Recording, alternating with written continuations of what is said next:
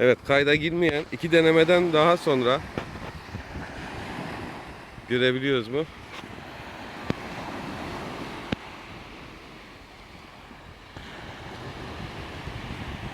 Arıyoruz. Süpürgemiz şu an denizde. Aynen görüntüye girdi. Kaptan şoför İbrahim abi. Evet, şöyle dikini de alalım.